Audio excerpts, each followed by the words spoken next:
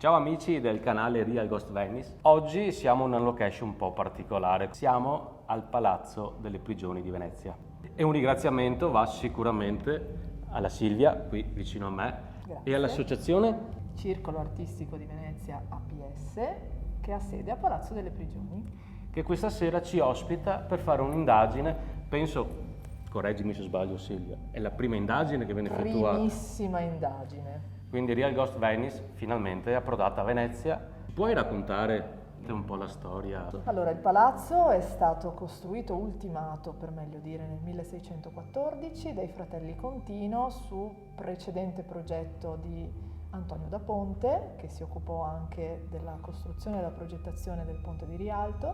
Venne ultimato appunto nel 1614 per la volontà di implementare la disponibilità di celle che all'epoca aveva subito una flessione dopo l'incendio a Palazzo Ducale del 1577 con la conseguente distruzione di moltissime prigioni e per migliorare quello che era lo stato di vita, se possiamo così chiamarla, dei detenuti, si è pensato di costruire le prigioni nuove. Le celle erano ovviamente diverse da quelle che siamo abituati a considerare quando facciamo gli itinerari segreti a Palazzo Ducale.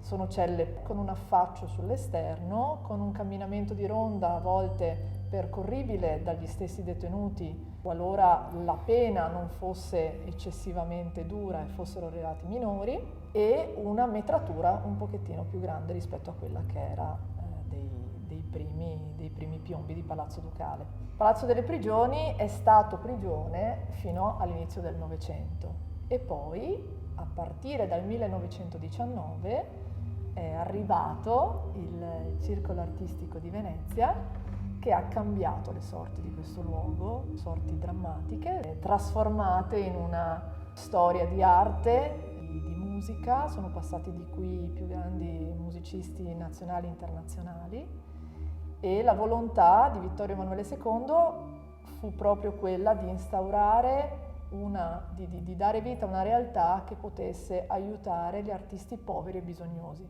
Questo era il primo intento, proprio perché il circolo artistico deriva dall'opera di soccorso per artisti poveri e bisognosi. Nel tempo il circolo si è evoluto, è cambiato e ospita la Biennale, abbiamo tuttora il padiglione attivo, abbiamo concerti, abbiamo conferenze, mostre. La mostra che è qui presso i nostri locali è quella di Maleficia, sugli strumenti di tortura, e poi abbiamo la scuola di pittura e la scuola di musica, quindi abbiamo in qualche modo sovvertito un destino truce, se vogliamo, che era quello proprio delle prigioni, l'abbiamo trasformato in arte.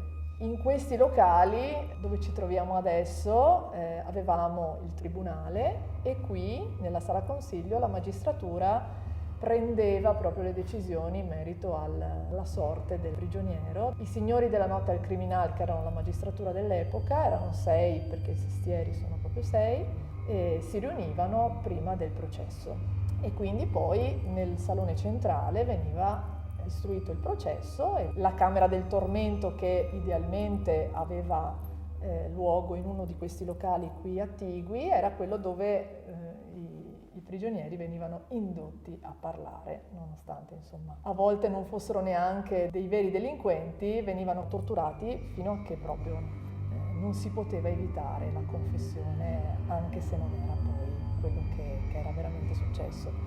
Il metodo era all'epoca di mettere nella cassella delle denunce segrete, da qualche parte c'è ancora l'iscrizione, mettere proprio un foglietto con il nome della persona che si voleva in qualche modo denunciare. Quindi il delatore di qualche reato. Esatto. Quindi si poteva fare un po' di tutto. Insomma, non c'era una giustizia ben definita e non c'era una pena. Qui la permanenza media era di 6 mesi, per quanto vivibile la prigione. Non lasciava molto scampo, ecco. Ti ringrazio della tua breve... Mi sono dilungata troppo, ma no, comunque tu ti hai toccato tutti i punti corretti. Sarebbe tanto da dire, ma... C'è una storia qui infinita, quindi... È una storia di tanti secoli e noi adesso stiamo cercando un po' C'è stato qualche avvenimento qui che magari hai vissuto, sentito raccontare da terze persone, qualche tua collega che magari... Ma allora, sensazioni, qualche ipotetica visione di qualche ombra, mi è stato raccontato da una collega di aver in qualche modo captato un'ombra, lei dice di una guardia. Abbiamo trovato una finestra aperta, inspiegabilmente a quanto pare perché era stata chiusa.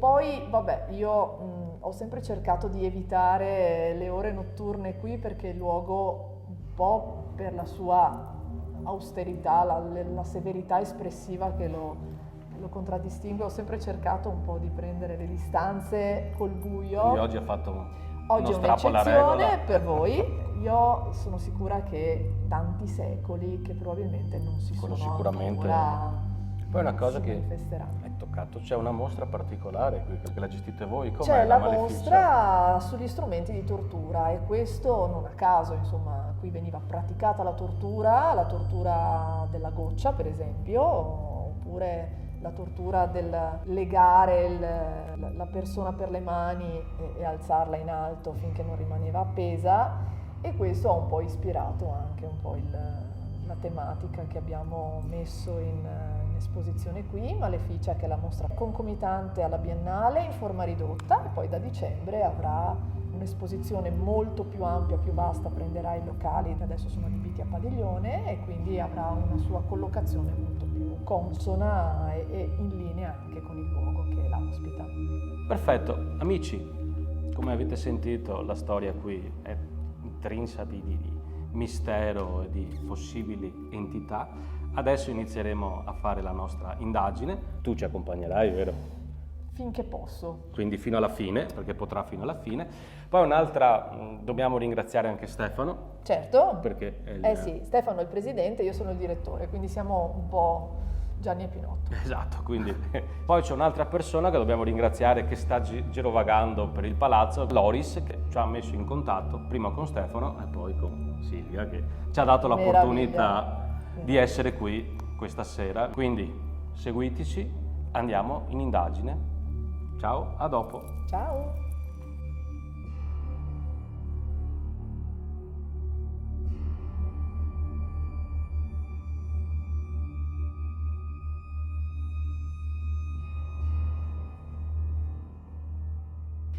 E la volontà di Vittorio Emanuele II fu proprio quella di instaurare di dare vita a una realtà che potesse aiutare gli artisti poveri e bisognosi. Questa si è spenta. Cosa si è spento? La luce dietro. Cos'è la luce dietro? Questa si è spenta. E quindi? Prima ha cambiato luminosità, poi si è spenta.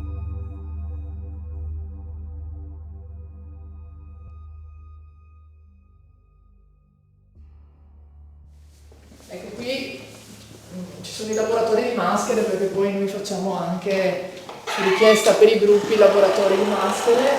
Questa è la parte che mi fa sempre più buco nello stomaco, io buco. Quale? Questa che stiamo facendo adesso, è dove io avevo l'ufficio prima di diventare direttore. Fa un certo che, anche per l'allestimento che è stato fatto.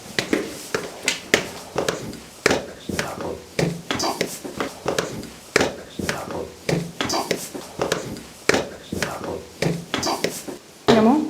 Qua è ricreato un po' Visto dove siamo? quello che era il setting della cella tipo. Mamma mia.